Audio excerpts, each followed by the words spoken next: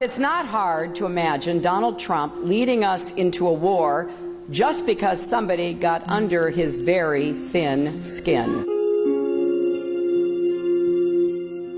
Americans aren't just electing a president in November.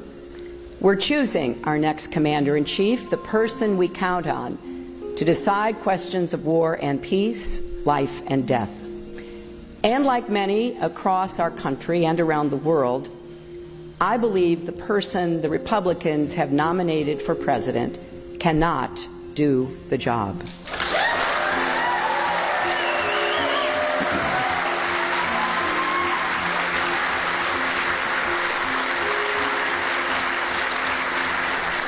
Donald Trump's ideas aren't just different, they are dangerously incoherent. They're not even really ideas, just a series of bizarre rants, personal feuds, and outright lies.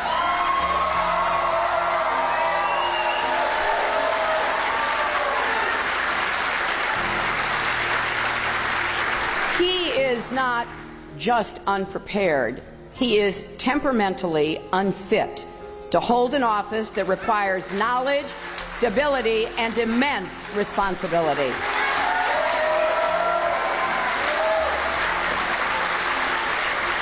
This is not someone who should ever have the nuclear codes, because it's not hard to imagine Donald Trump leading us into a war just because somebody got under his very thin skin. Diplomacy is often the only way to avoid a conflict that could end up exacting a much greater cost. It takes patience, persistence, and an eye on the long game, but it's worth it. Take the nuclear agreement with Iran. When President Obama took office, Iran was racing toward a nuclear bomb. Some called for military action. But that could have ignited a broader war that could have mired our troops in another Middle Eastern conflict.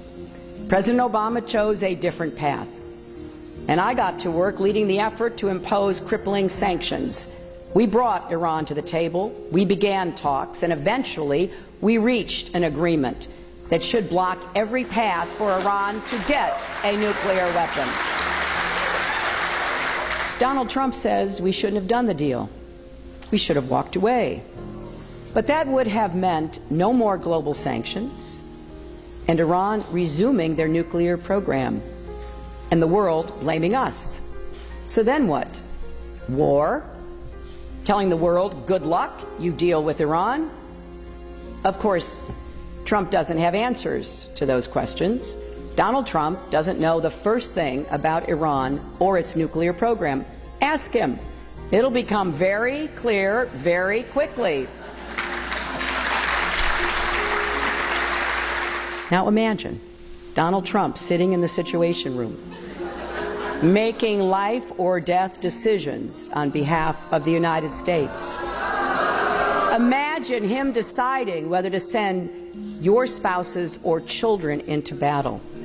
Imagine if he had not just his Twitter account at his disposal when he's angry, but America's entire arsenal.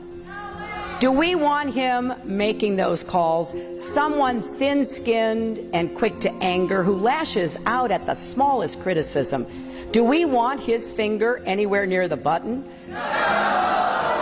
Well, I have a lot of faith that the American people will make the right decision. This is a country with a deep reservoir of common sense and national pride, and we're all counting on that.